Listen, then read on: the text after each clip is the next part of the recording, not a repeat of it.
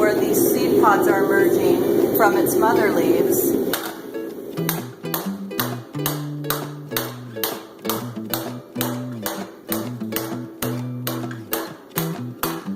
A newly fallen hazelnut, can you see that? Yeah. So look at how gorgeous that is, just emerging from its mother leaves.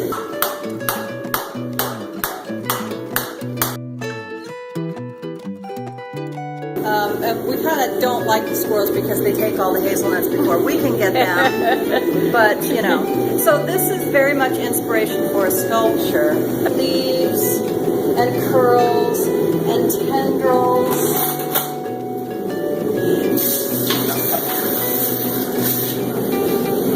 And then I have them all out, as you can see, on display, and then I just spontaneously take them and create a sculpture on the spot. These have their first layer of paint on them, and so this is just a base coat.